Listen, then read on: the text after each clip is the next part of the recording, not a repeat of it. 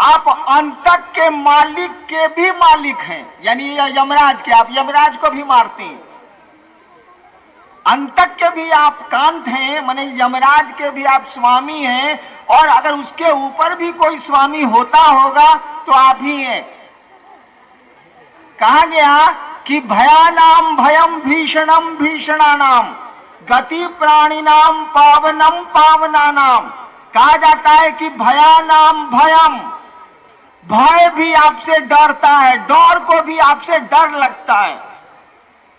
कहा गया ईश्वर के बारे में, शिव के बारे में, भयानाम भयम, आप भय के भी भय हैं। अगर कोई चीज बहुत भीषण है, बहुत भीषण है, तो कहा गया भयानाम भयम भीषणम भीषणानाम। अगर कोई चीज बहुत भीषण है, आप उससे भी भीषण है। तो शिव के बारे में दोनों बात हमेशा कही जाती है, क्योंकि ईश्वर तो सब कुछ है। शिव का नाम ईश्वर है, ईश्वर का नाम शिव है, दोनों बात कही जाती है। तुरंत कहता है गति प्राणी नाम पावनम पावना नाम। कहा कि आप तो प्राणियों की गति हैं, मंजिल हैं, आप प्राणियों का उद्देश्य हैं आप।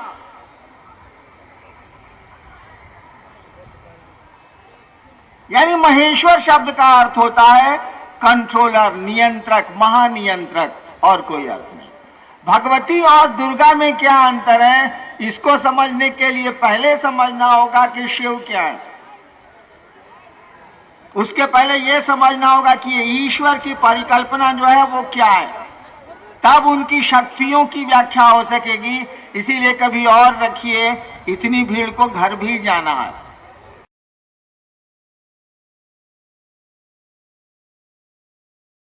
परमात्मा की इच्छा से पूरी की पूरी सृष्टि बनी है। शिव ने चाहा है और पूरी की पूरी सृष्टि उत्पन्न हुई है और पल प्रतिपल टूट रही है। उसकी इच्छा में बड़ी ताकत है, हमारे आपकी इच्छा में भी ताकत है। उसकी इच्छा में बड़ी ताकत है, वो इच्छा करता है और सृष्टि की उत्पत्ति, स्थिति और लय का क्रम पल प्रतिपल चल रहा है। यानी शक्तियां उस शिव की इच्छा है और उसकी इच्छा में इतनी ताकत है कि सृष्टि का क्रम चल रहा है, उत्पन्न हो रही है, रह रही है और टूट रही है।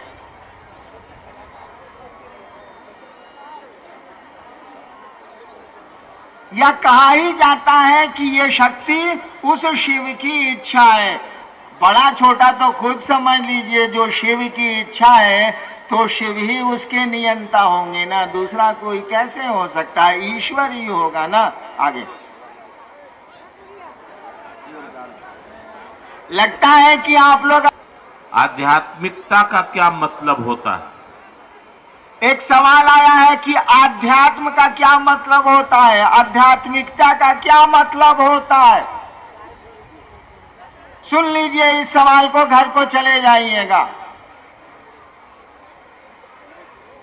एक आदमी ने 20 तरह के दिए सजाए हैं। एक आदमी ने 20 तरह का दिया सजाया है। एक सोने का है, एक चांदी का है, एक तांबे का है, एक कांसा का है, एक मिट्टी का है, एक तरह तरह के धातुओं का बना हुआ, एक नीलम का है, एक पुखराज का है, एक हीरे का है। एक आदमी ने तरह तरह के दिए सजाए हैं, भिन्न भिन्न पत्थरों, मिट्टी और धातु के, और एक बार उसने सभी दियों को जला दिया है। तो दिया देखिएगा तो लगेगा कि चांदी का है, दिया देखिएगा तो लगेगा कि मिट्टी का है, लेकिन लौ देखिएगा तो लगेगा कि सबकी एक है। आध्यात्म उस दिए की लौ है, उस दिए का स्वरूप नहीं है।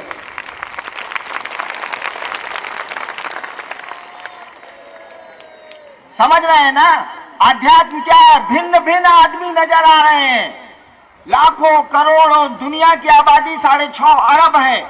6.5 अरब भिन्न भिन्न लोग नजर आ रहे हैं। किसी के अंगूठे का निशान नहीं मिलता है एक दूसरे से। कहा कि इसके भीतर जो ज्योति जल रही है, इसके भीतर जो ऊर्जा काम कर रही है, इसके भीतर जो प्राण काम कर रहा है, अरे उस पे नजर डालो, वो सब में एक ही है। दिए का धातु अलग हो सकता है, दिए का स्वरूप अलग हो सकता है, रंगीन और मटमैला हो सकता है, दिए में जलने वाली लौ तो एक ही है। का यही आध्यात्म है और कुछ नहीं।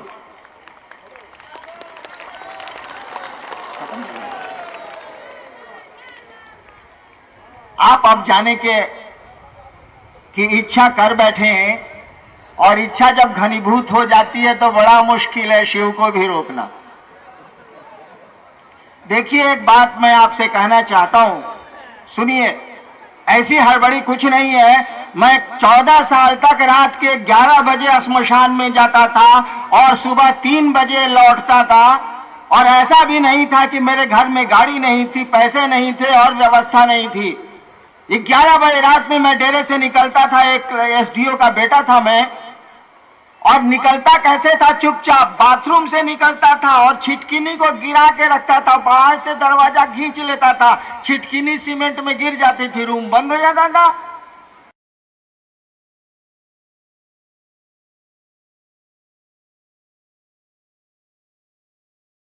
अब मेरे बाबूजी आके रात में जानते थे कि ससुराली भाग गया होगा मसान, आते थे तो मेरे चौकी पर ईंटा रहता था, मैं ईंटा तक के रखता था,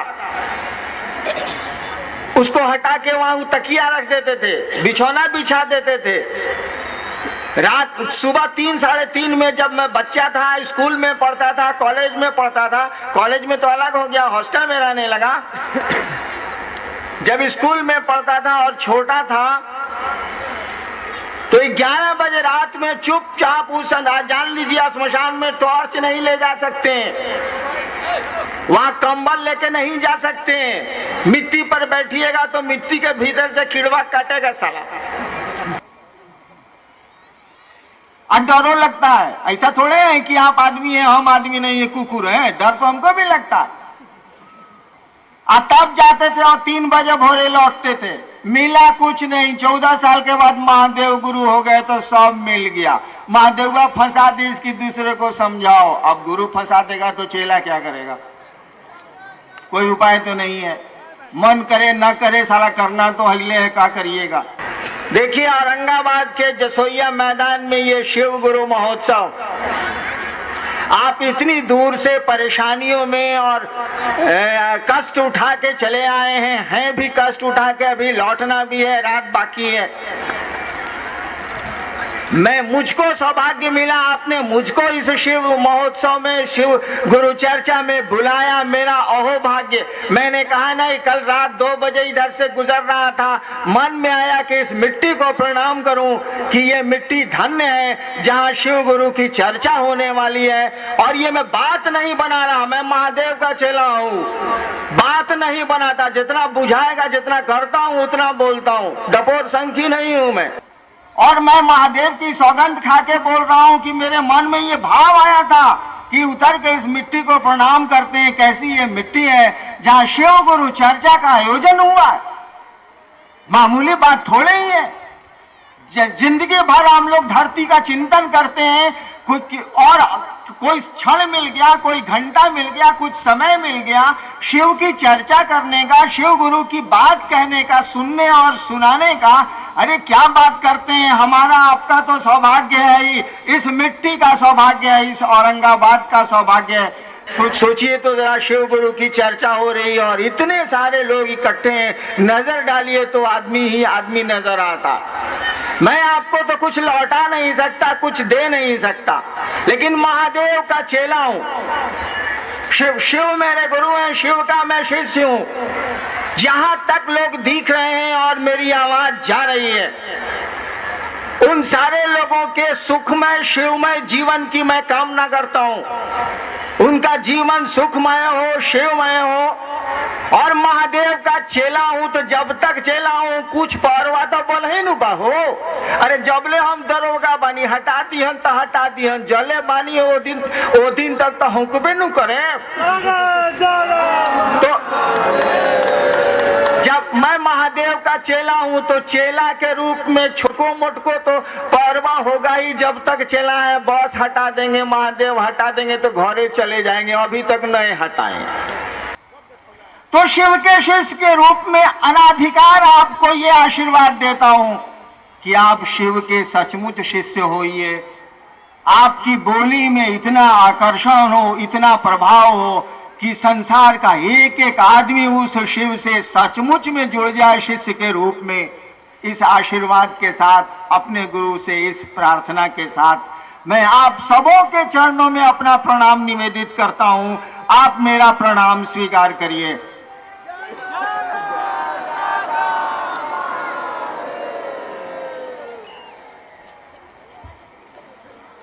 कभी मंच पर बैठिएगा तो मालूम होगा कि उद्घोषक कितना खराब चीज है। हम आप बैठिए, आप लोग भाई, मैंने आपको प्रणाम किया, पुलिंदा थमा दिया कि घोषणा करिए। बताइए तो 10 दिन लगेगा घोषणा करने में।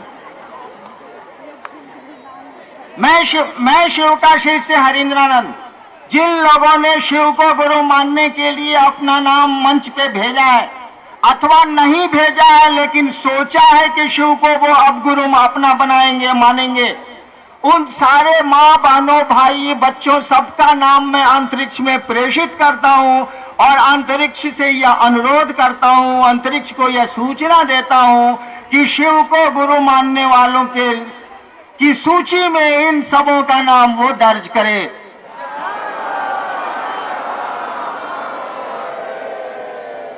आप तो जा रहे हैं, मैं अभी बैठूंगा, भजन वजन सुनूंगा। जाइए, ठीक है, मेरा प्रणाम फिर से स्वीकार कर लीजिए, अपना आशीर्वाद मुझको देते जाइए।